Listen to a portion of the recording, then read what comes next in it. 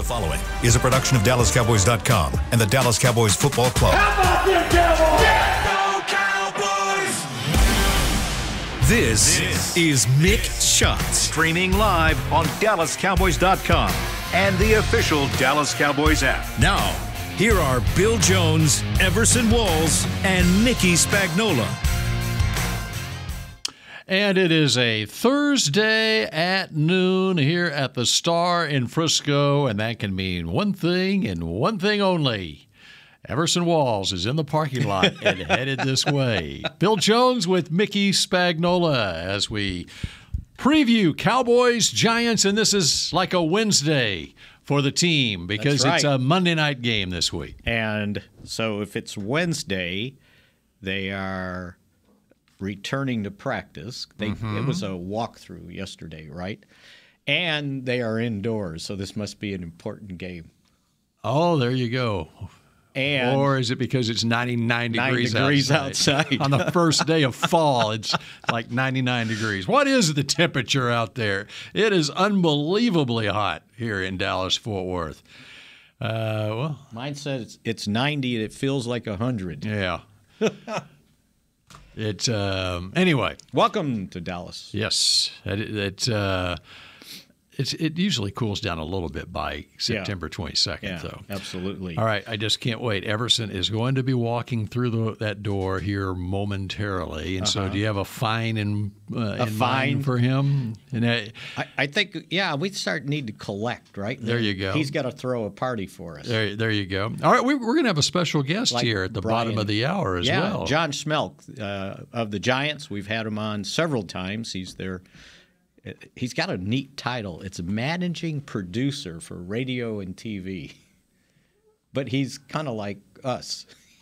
But he's got a title. So Giants.com? Yes, okay. Yes. And radio and TV. And oh, look who showed up. Oh, look at here. There he is. What's happening? So once again, he has texted ahead and let us know that he would be walking in. Boy, did I make up time or what? He said 12:01. Yeah, but before that it said what? Hey, be on time. I believe I've heard that voice actually tell me that. That sounds like Parcells. Okay, so he's actually told me that before. This is a good transition to get you out of trouble. It was Rob and I were just talking, and I don't know how we got on it, but I know what it was because Kenny Golladay with the Giants, he's moaning that they're not using him, and and I said something about, it's like a new staff, right? You get a new staff and a new GM. They're not obligated to what guys did ahead of them. And I was like, well, where did he come from, Rob? I forgot. He goes, Detroit. I go, yeah, new staff, new GM there too, right? Yeah. And so I said, it's kind of like Parcells when he got here in 2003. And, he coach and got the old, not the old, but the same GM, whatever, the owner. And I remember him saying something about the quarterback position. It's like, he goes, we're going to have other battles. I'll let them have that one. We'll go with Quincy Carter. Yeah. Right? So I said, what quarterbacks were available that year in his first year with the Cowboys, right? How about this elite list? Now, the first one, which the Cowboys didn't have the first pick in the draft, was Carson Palmer. Mm-hmm. The next one at number 7 was Byron Leftwich. Yeah. The next He's one a good offensive coordinator. And soon to be head coach, The next one at number 19 was Kyle Bowler. I remember that name. Mm-hmm. I know. They were the only 3 quarterbacks drafted in the first round. The next one, you had to go all the way to the 4th round, number 110, Seneca Wallace. Yeah, that's my dude. It's your dude? My sister-in-law used to date his uncle. And I met him. They're from Pilot Point. Right out there. His people. His people are there. And his mom lives there. Okay. And so, I've met him more than once. He's remember how much he used to have to scramble around? Yes. He was almost like a little friend talking to him back there. And Kyler Murray. Because he was with the Seahawks. Yeah. They're the ones that drafted him. And they didn't have much. And wasn't he from, Washington? University of, maybe? No, Ohio State. Ohio State? Iowa State. No, Iowa State. Iowa State. He's That's in the right. Big 12. That's right. Yep. And, okay. And a Cowboys coaching assistant as well. Seneca Wallace. Oh, that's right. Oh, I forgot about that. Yes. Yeah. Because he had connections with because he was with Green Bay for a little bit. Right, yeah. And then after that, it's Brian St. Pierre, Brooks Bollinger, Gibran I didn't write. Never mind. Hamden. Yes. And Ken Dorsey, who I think I just saw. It was a college game I was watching. He was the offensive coordinator for somebody. I don't remember who, but I remember his name. I said, Ken Dorsey, that's the kid from Miami, right? Didn't they have a band? Wasn't that Jimmy Dorsey? Yeah. And he is actually the offensive coordinator for the Buffalo Bills now. Oh, Buffalo. Wow. Okay, so it wasn't college. It was Buffalo. Yes. Anyway. In fact, that's one of the big things, big story items, which relates to the New York Giants, because Brian Daboll was the offensive coordinator last year with the Buffalo Bills. He's now the head coach of the Cowboys' current opponent. See, we're tying all this together. So Galladay is upset. Yeah. He's not getting enough time. Well, he's a good receiver. Yeah. I mean, I remember him doing good work. But when you're with the Giants offense, I mean, I think they're still number 31 in passing. Yes. Still. And when I looked at their roster, I was like, well, if Galladay's not got a bunch of catches, who's the leading guy? And is Tony still there? It's some guy named and he's got something. He's always got something. Right? Some guy named James is their leading receiver. Richie James, who was with San Francisco. Okay. It's not a lot of catches. It's like 10 maybe, I think. Yeah, he was out last year, and so we did not see him in that playoff game in January with the 49ers, but he signed in the offseason. Okay. And he's got, I think he had 5 catches the first week and 5 catches the second week, too. That would add up to 10. Yeah. Right. I got it. He's also their punt returner. Okay. And he's got a few years in the league, too, I think. He was a 7th-round draft pick of the Niners in 2018. So Richie James. 5 years. In what year? 18. Oh, yeah. He stayed for a minute. See, we got this thing back to the Giants. I really, for them to be in first place, and I know it's only 2 games, but that lets you know their running game is strong. Well, it was the strong first game against Tennessee. Yeah. Barkley in the first game went for 164 yards on 18 carries with 6 catches for 30 yards. This week, it was, 25 was like 72. 21 for 72 for him. Yeah. And 3 catches for 16 yards. But they're doing kind of like, hey, we're going to force this running game on you. But he's going to lead the league. He leads the league in rushing, so. Probably rushing attempts as well. He'll probably lead the league in rushing attempts if he stays healthy. I was going to say that. 39 carries in 2 games. Yeah. Just if you go watch the game against Carolina, though, in opening kickoff, Chuba Hubbard, the return man for Carolina, coughs up the football. So they got a very short field, and it wound up being a field goal. And then second possession, fumble. Giants recover. They can't move the ball. Kick a field goal. It's 6-0. And then at the very end of the first half, poor Baker. Yeah. Well, at the end of the first half, then Daniel Jones drops back to. I mean, there are 20 seconds left in the half. I mean, just run it out. It was a 6-6 game at that point, and Daniel Jones throws a ball to the sideline, and there is a linebacker, Frankie Luhu, who is standing right there. I mean, it is Frankie Luhu, and there is nothing between him and the end zone. It goes right off his hands, out of bounds, and so it could have very easily been a Carolina 13-6 lead at halftime. And then they wound up taking the lead, I think 16-9 in the third quarter, and the Giants came back and won by 3. But it just goes to show, if the Panthers don't cough up the football a couple of times, and it was a running back and a receiver who did it, all right, the Giants weren't moving the ball against them offensively. And if they do get that pick 6, I mean, it could have easily have been a 16-0 game or it could have been it could have been easily 13-0 at halftime. Right. So. And then they can do what they want to the rest of the game. Well, so the Giants are living right here. We talked about this last year. The difference between losing a game and winning a game sometimes is just a matter of 2 or 3 plays. Mm-hmm. And this is coming from the best team or the worst team. And that's where the Cowboys ended up being in the second part of the season. We kept letting those 2 or 3 plays get away from us, usually because we put ourselves behind the 8 ball with penalties or turnovers. If you look back at last year for the Cowboys, and I look back in training camp, and I don't have my notes in front of me, but every single one of the Cowboys' losses last year, they fell behind by 10 or more points in the first half of the game and then had to rally from behind. And then that's where DeMarcus Lawrence during training camp was talking about the importance of the first 15 plays of a game, right. Those scripted plays. And so that got me to going back and doing the research on it. And sure enough, if you go back and look at every single one of the losses last year, including the Niners game, it was falling behind in the first half that put them behind the 8 ball. Or falling behind 30-0 by Denver. I have. And it wasn't the first half. Yeah, sure. Yeah, I've been noticing, watching some of the shows where, everybody's got to have a big mouth these days, right? I mean, they just have to. That's the only time they get sponsors. That's the only time people listen to them, and everyone speaks the loudest on Dak Prescott. And someone had to come in and just really put things into perspective. He has one bad game after last year and even the year before he got hurt. If I'm not mistaken, during the 8th week of the season 2 years ago when he broke his leg, he was still like the leading passer in the NFL. Am I right about that? It's quite possible. Yep.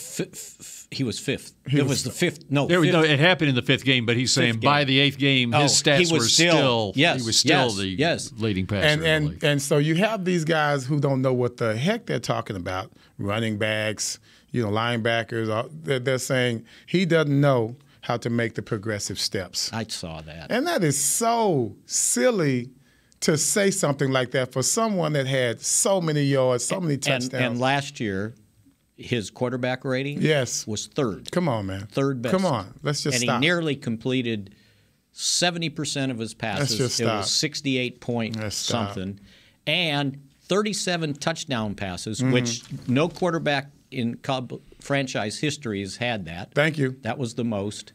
And only 10 interceptions, I believe it was. Yeah, that was it. 10 interceptions. I got it memorized. And you had, his name is Ochu? No, Sam Acho. Acho just broke it down. Emmanuel. Oh, Emmanuel. It was Emmanuel. It was Emmanuel. Sam was he's from this area, brother. correct? Yes. He's from this area. Yeah, good kid. St. Mark's and good kid. UT. Good kid. Good kid. Yes. And he said, look, I'm not a Dak Prescott fan, but he just broke down. It's like, let's be honest. Yeah, he broke down the plays. He broke down the plays. That. I saw that. And it reminded me of what we were saying. It was the same thing that we were saying about sometimes just bad play calling. The 3rd play of the game, we try to trick play because that's what made me think of it when you're talking about scripted plays. Yeah. Obviously, that was scripted for us. It didn't matter where they didn't just pull it out of their hat. Yeah, like, hey, let's try this. And, and scripted is cool, but I don't think that was scripted properly. Right. Because if you're going to keep running the ball, and you have that success that you had, let's take a pivot. Maybe we don't need to follow the script. We just got a first down. Get off the 2 script, straight plays. right? Get off the script, and then we'll get back into that maybe on the other side of the 50-yard line. And then it all falls on Kellen Moore's lap, right? Yes. And darn well they had a meeting, right? Yes. And they go, okay, let's script these plays. And the head coach is in on it. Right. The quarterback coach is in it. And they must have seen something that said, okay, let's try this here. And Kellen, and maybe it would have worked, but the guy misses the block. I think somebody pointed out they used that same play maybe 2 years ago, and it worked. It was a big gain. Yeah. And so it was like, okay, let's try that again. So, it just gets on your nerves sometimes. Talking about picks, okay, and Dak, 10 picks last year, okay. He's done a really good job of taking care of the football, and with a lot of touchdown passes, 37 and a lot touchdown of pressure passes. in his face. What quarterback leads the league in interceptions since the first game last year? Since the first game last year, yep. Burrows. Is Burrow? Matthew Stafford. I can see that. Matthew Stafford. He's got 5 picks already this year in 2 games. He had 17 last year in 17 games. Dang. So in his last 19 games, he's got 22 interceptions. And they're on Dak's case. Man. You think he can read those progressions? Well, I mean, Burrow has 18 picks in his last 18 games. Okay, we were close. Wait a second. We were close. Are we overemphasizing interceptions? These 2 guys went to the Super Bowl. First of all, it lets you know Matthew Stafford and the Rams, they right the ship as they got closer to the Super Bowl, close to the playoffs. And I've always said this about timing. When are you at your best? When are you reaching your peak? And Cincinnati is the team to consider when you talk about gelling at the right time. Which is exactly what they did. Because they finished 10-7. They finished 10-7, but they were trending upward towards the end of the season. And then played well in the playoffs. That's right. That's correct. Even though they were still interceptions, sacks. I mean, that's why to me, you got to be tough. You just got to be tough. You can't say, okay, we scripted the plays. Man, that play didn't work. Oh, my God, we got to go off script. Oh, well, here we go. I'm panicking now.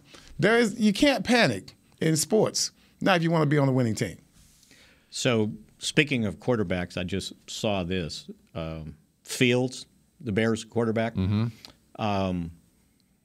somebody asked him a question. Nice shirt, by the way, bro. You like that? Yeah, man. That's a freebie. It is. Star on the sleeve there. I got one of those in my closet, too. It's probably in the back of your closet somewhere. It's from several years ago. I unearthed it. Anyway, Fields, I guess after the game said something, or maybe it was, I think it was after the game, and he said something like, all the fans feel bad. They don't feel as bad as we do. We work hard, something like that. Well, everybody got off on him because he kind of what he said was, we work hard. The fans aren't working.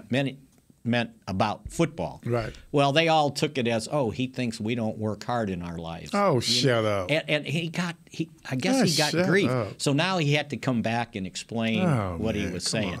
And then at the end, the quote was, well, I guess I learned I have to be either more clear on what I say, or maybe I just don't say anything. And sometimes I said, that's what we do to the quarterbacks. Eventually, they figure that out. Well, you got to realize. Don't say anything. You got to realize you're dealing with a lot of crazy people out there. Let's just be real. I'm like Larry David, Should everyone vote? That commercial? I love the commercial. No, we shouldn't let stupid people vote. Should everybody vote? Yeah, that's come on. Should everyone vote? No, that's not why we're doing this. I learned that a long time about quarterbacks. Just don't say anything. Yeah. Say something, but nothing. You can say. There you go. I remember. That's why Dak talks the way he talks. It was a playoff. Troy talked the way he talked, and Romo talked the way he talked. It was a playoff game. At Cleveland in the 80s. So Kozar was the quarterback, and they got beat. And everybody's waiting for Kozar to talk, right? We're in the locker room, and he's meticulously dressing with his back to everybody, and he knows there's 20-some people there waiting, right? We've all been there. And so he finally turns around, and he goes, all right, let's get this done. Just like that. And I'm going, okay, this is not going to go well, right? And they asked him question after question after question, and he said nothing, right? It was just bland as bland could be. And I said, oh, so this is what quarterbacks do, right? Because, what I remember Danny White, he didn't say anything after games. He talked, but he didn't say anything, right? And now, he'll talk to you forever about you'll stuff. Know certain stories now that you never would hear back in the day. But Jay Novacek was purposeful. Oh, same thing. He would say nothing, and it was with a purpose. Yeah. Because his locker was right next to Michael Irvin's. And, Michael never met a camera he didn't like. And so Jay was the polar opposite as far as interviews Jay would just sit there and kind of shake his head like, I can't believe this. Yeah. No, absolutely. And Troy learned the same thing. That's why when he went in to broadcast, and everybody goes, "Oh, he's so boring. He's not going to be good." I said, "Do not judge his personality." Right. And Romo was like that too. If you go back and look at Romo's interviews when he was a Cowboys quarterback, I mean, it puts you to sleep. But you could still tell, even with that, there was a big difference between Romo and Troy. In regards to just personality. Right. I think you can still see Romo's personality through his intentions. Yeah. With Troy, you knew that was Troy. Yeah. Mm-hmm. Yeah. But then when you got him away from the camera, then it was a whole different story. You get the real story. It does kind of look weird to see him smile sometimes, though. Yeah. It's like, whoa, he's actually a happy guy. All right, we continue with more Mick Schutz, and again at the bottom of the hour at 12:30, John Schmeelk, Giants.com to preview this Monday night matchup. Mick Schutz back in a moment. The Medal of Honor is our country's highest military award for valor in combat.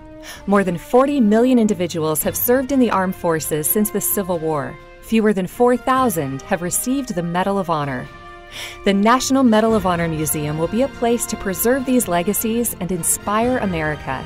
It's being built right next door to the Dallas Cowboys in Texas. Help us honor our country's greatest heroes. Learn more and get involved at mohmuseum.org. We paid how much for those lessons? Shh, she's doing great. Oh yeah, totally. Can you pass me a Pepsi Zero Sugar? Great job, honey!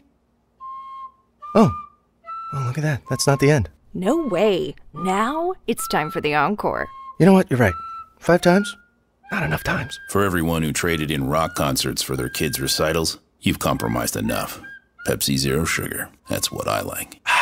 Nobody protects you from mayhem like Allstate. You hear that? I'm a torrential downpour. Torrential? What's that even mean? It means you can't see out of your windshield. And if you have the wrong car insurance, you might have to make it rain to fix your bumper. So switch to Allstate, save money, and be better protected from mayhem, like me. Based on coverage and limits selected. Subject to terms, conditions, and availability. In most states, prices vary based on how you buy. Allstate Bar and Casualty Insurance Company and affiliates, Northbrook, Illinois. What do you call a group of grown men and women with their faces painted silver and blue who get together every week to share a 3-hour-long ritual of jumping, singing, and toasting Miller Lite in 10-gallon hats while yelling, "How about them Cowboys?" You call it Miller Time in Dallas. Here's to the Cowboys. Here's to the original light beer. It's Miller Time. Celebrate responsibly. 2021 Miller Brewing Company, Fort Worth, Texas.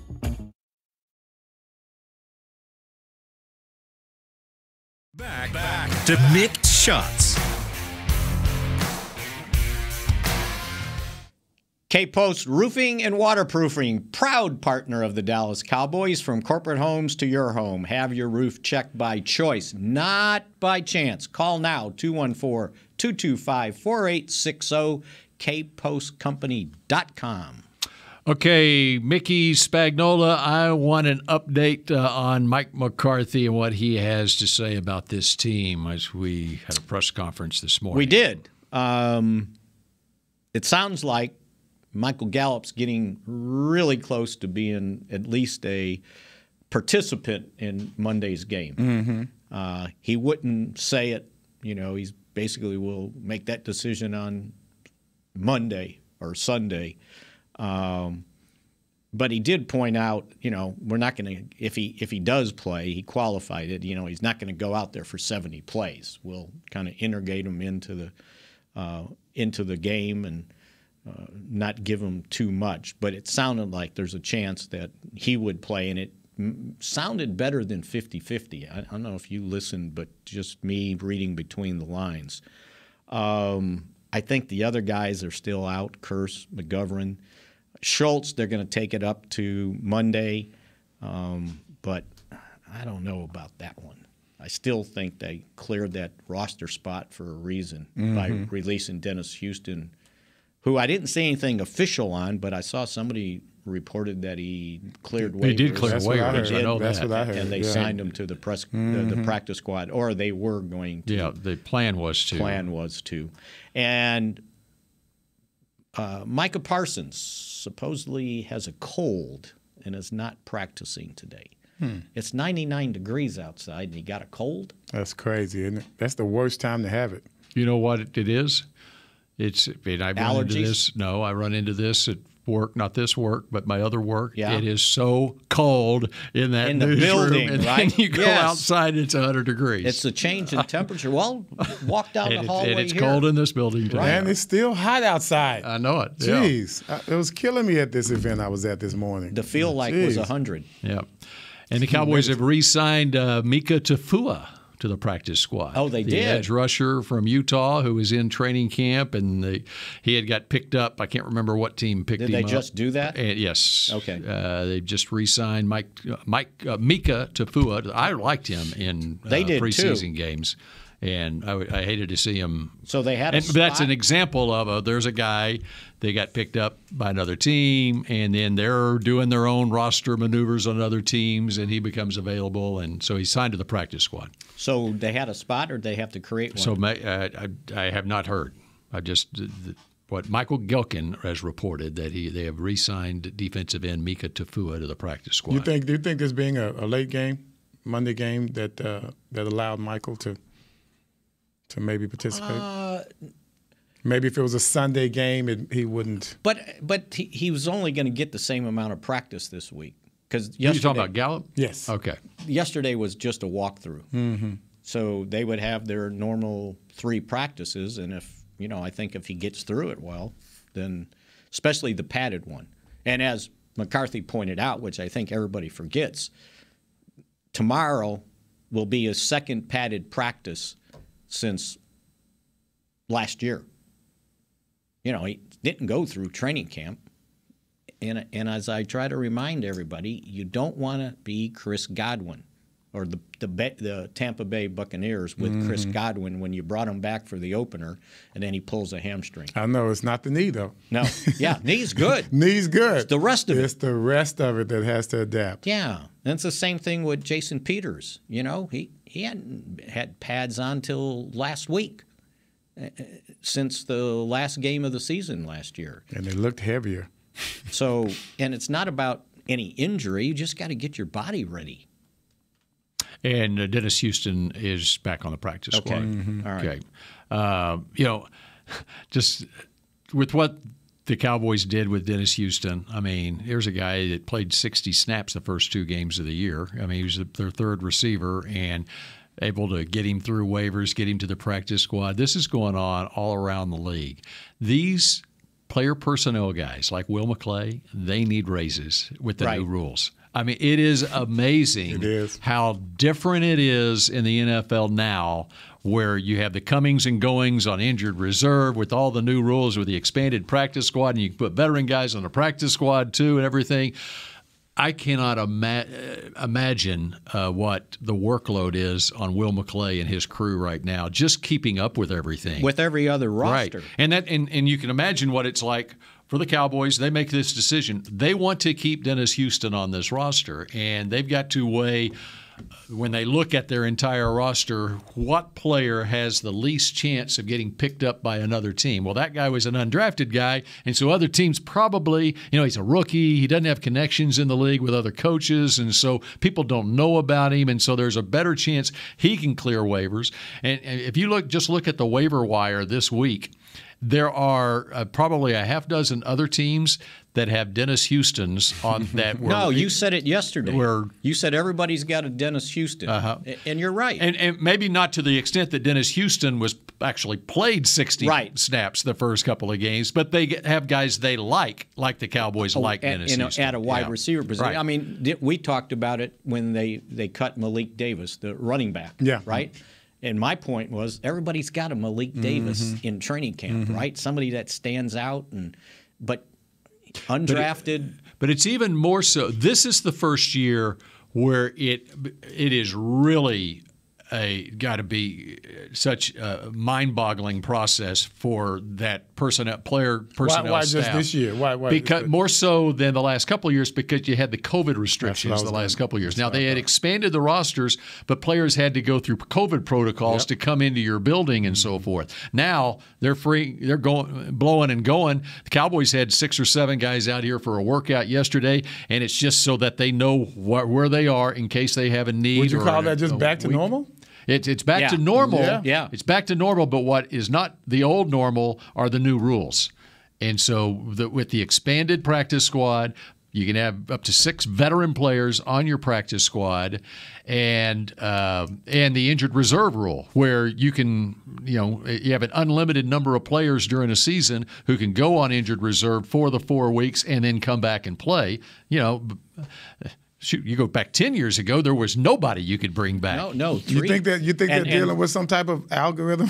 And 3 years ago, it was bring 1. 2. I think it was 2. Finally. But they started with 1, and then they expanded it to 2, and now it's free reign, just like what baseball has. Which it needed to be. Yes, that's right. Especially, it was crazy when you've invested all this money in all these players, and you had, a guy has a 2-month injury, and he could be back in November, but we couldn't hold him on the roster. And it changes everything. It's like dominoes. Yeah, that's right. And once something happens, because there's only so long you can carry a guy that's injured, right? And then as what we've seen with the Cowboys here, there's these 3 or 4 week injuries. It's the time on injured reserve is 4 weeks. Well, Dak's got a 4-week injury, and Curse has a 4-week injury, and McGovern has a 4-week injury, and so you have to make that decision the first week, or you have to make the decision that you're keeping him on the 53 at that point. Otherwise, it's not retroactive like baseball, where if you have a guy who missed a game in baseball, you can go back and make the disabled list ruling. You can make it retroactive to when his last game was. It's not like that in football. And you got to make the decision now. Your trainers and doctors better know what the hell they're talking about, because everything's going to be based on what you tell me your diagnosis is. Like, for instance, let's just take Curse, for instance. They decide he's still a ways away. It's probably going to be 4 weeks. Well, or it's going to be 3 weeks from now, which is going to go past that injured reserve 4-week time. Well, if you put him on injured reserve now he's not going to be available until week 7. You gotta figure it out. And the reason they had all these rules was because back in his day, they were abusing the IR list, coming up with phony injuries, and then they only had to be out for a couple of weeks, 4 weeks I think it was, and then you could bring them back. So they were It's called the loophole. It's stashing. It's called the loophole. Do we want to keep hearing from Mickey, or we'd like to hear from? Let's go to John. When we come back in just a moment, John Schmeelk will join us, and we'll hear all about the New York Football Giants. We paid how much for those lessons? Shh. She's doing great. Oh, yeah, totally. Can you pass me a Pepsi Zero Sugar? Great job, honey! Oh, look at that. That's not the end. No way. Now it's time for the encore. You know what? You're right. 5 times? Not enough times. For everyone who traded in rock concerts for their kids' recitals, you've compromised enough. Pepsi Zero Sugar. That's what I like. Nobody protects you from mayhem like Allstate. You hear that? I'm a torrential downpour. Torrential? What's that even mean? It means you can't see out of your windshield. And if you have the wrong car insurance, you might have to make it rain to fix your bumper. So switch to Allstate, save money, and be better protected from mayhem, like me. Based on coverage and limits selected, subject to terms, conditions, and availability. In most states, prices vary based on how you buy. Allstate Bar and Casualty Insurance Company and affiliates, Northbrook, Illinois. The Medal of Honor is our country's highest military award for valor in combat. More than 40 million individuals have served in the armed forces since the Civil War. Fewer than 4,000 have received the Medal of Honor. The National Medal of Honor Museum will be a place to preserve these legacies and inspire America. It's being built right next door to the Dallas Cowboys in Texas. Help us honor our country's greatest heroes. Learn more and get involved at mohmuseum.org. The season is finally here. For months, we've been gearing up to win. Now it's time for the team that performs on any field, United Ag and Turf. With John Deere zero turns for mowing, compact tractors for loading, mini excavators for digging, Gator utility vehicles for hauling, implements for grading, hay tools for baling. United Ag and Turf, for winning. The official Ag and Turf equipment supplier of the Dallas Cowboys. Visit UnitedAgAndTurf.com for more. Back to Mick Shots. Limited single-game tickets for the 2022 Dallas Cowboys season at AT&T Stadium are available now. Visit DallasCowboys.com/tickets or SeatGeek.com, the official ticket provider of AT&T Stadium. Okay, it's time to go behind enemy lines here on Mick Shots. Bill Jones, Everson Walls, Mickey Spagnola, now joined by John Schmeelk. And John, first I'm going to read off your Twitter bio, podcast host. And I don't know how long ago it's been since you updated this. Podcast host, reporter, producer for @Giants.com, play-by-play sideline for NEC Sports. The reason I'm reading that, Brooklyn-born, bred, Knicks, Yanks fan. Reason I'm reading this, John, is because the last word on it is cranky. And so that's how I know how well you and Mickey get along. I'm friends with Mickey, of course. Come on, man. We're all old and cranky. That's the way it goes. It's the Giants version of Mickey Spagnola. He does everything. So tell us about these New York football Giants. They got to be undefeated. Yeah, the undefeated 2-0 Giants. Yeah, first time since 2016 the Giants have started the year 2-0, and frankly, I think it's the first time since 2016 they didn't start the year 0-2. So this has been a pleasant surprise. Wins against the Titans in Tennessee. Last year's number 1 seed. Now they were helped by a missed 47-yard field goal, but beggars can't be choosers here. You take the win and you're happy. And then they beat Carolina last week at home.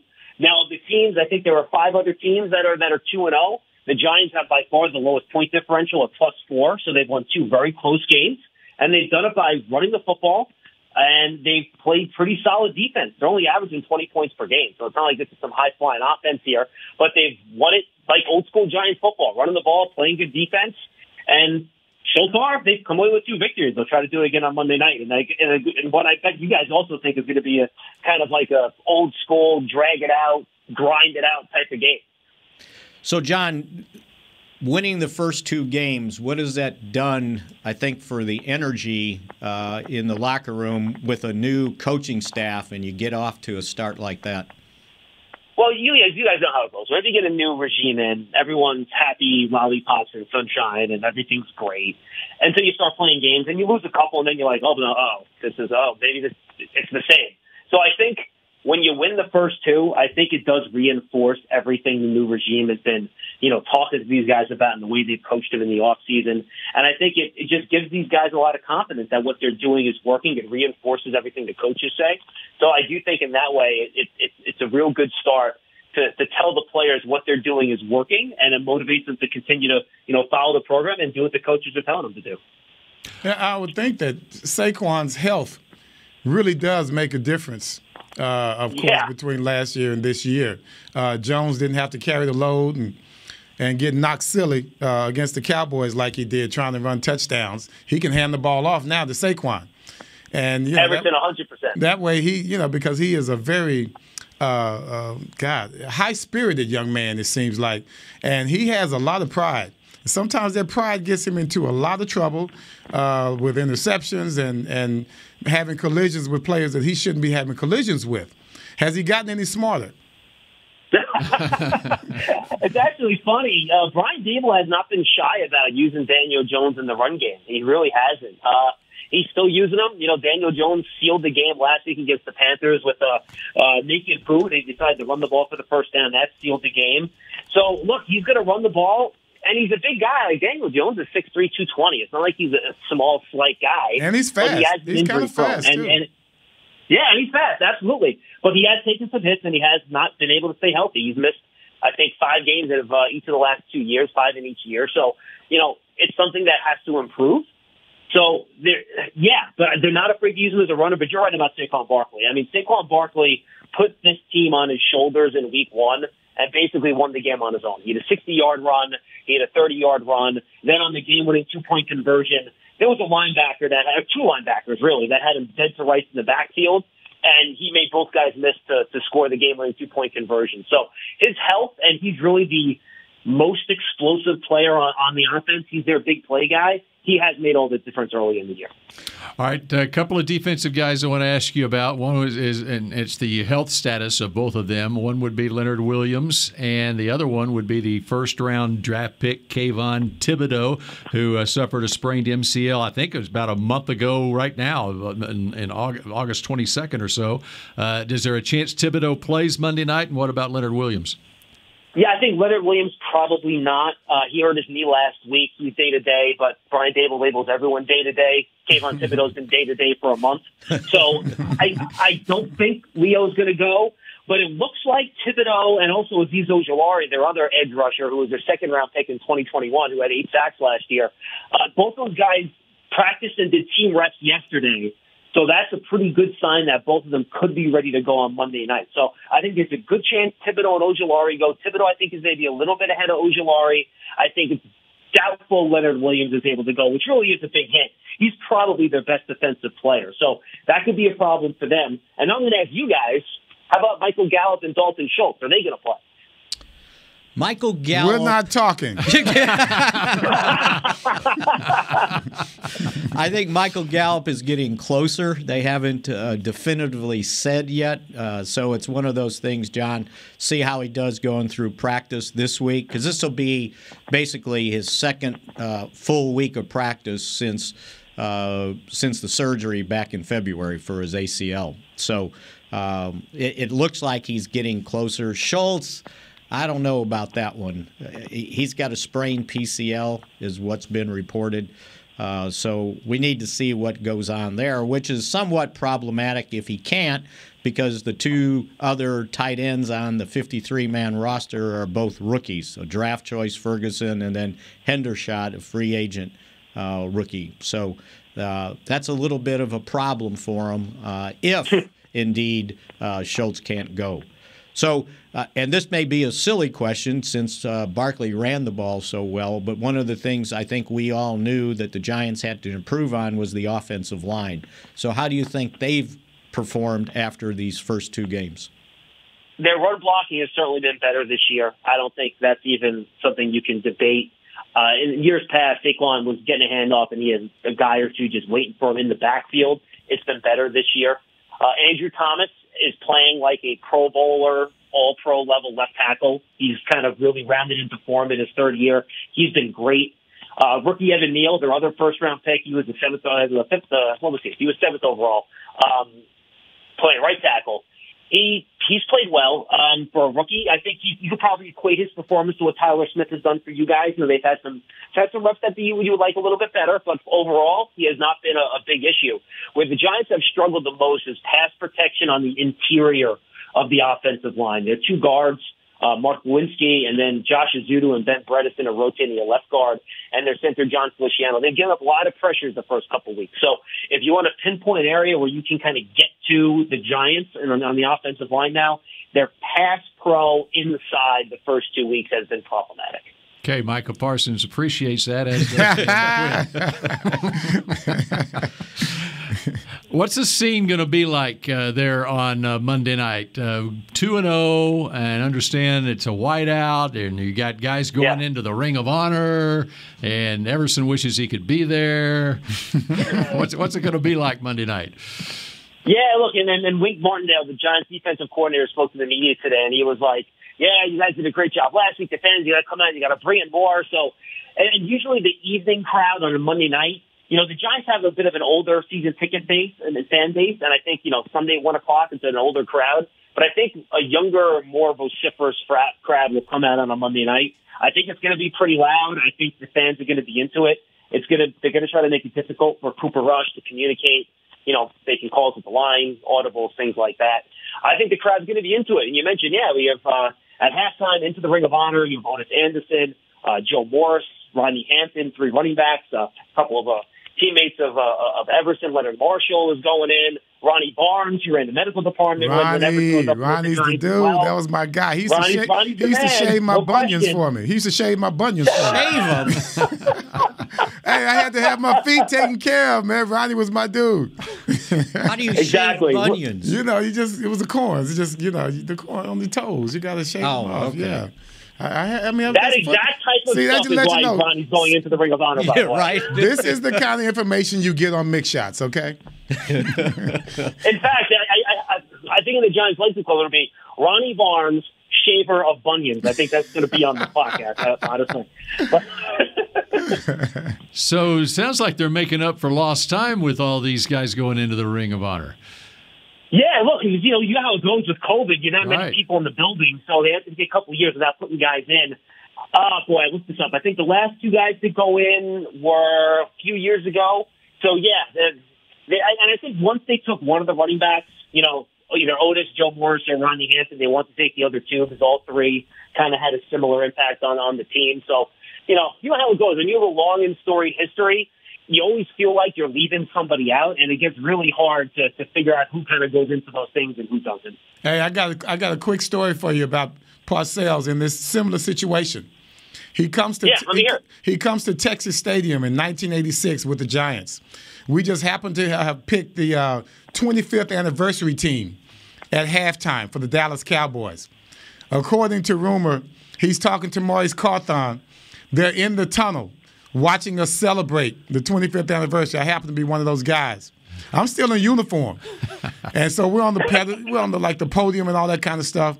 They said that Parcells got so upset. Hey, guys, they're having homecoming on us. If I'm not mistaken, we were winning at halftime, and that rallied the troops, and the Giants came back and kicked our asses that day. Hey, guys, they're having homecoming on us. Come on. Sounds like Everson was. And then Lawrence Taylor came out in the second half and probably killed everyone, right? That's right. Parcells, you got to love them. You got some parting words there, Mick? I think I'm good. That was great stuff from John, as always, by the way. All right. We appreciate it, John, and enjoy the game Monday night. Should be fun. No, do not enjoy the game Monday night, John. Sorry.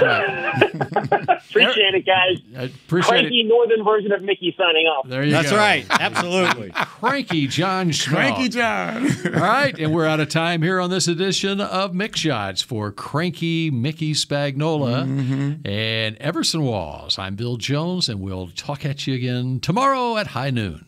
Go Cowboys. This has been a production of DallasCowboys.com and the Dallas Cowboys Football Club. How about this, Cowboys? Yeah!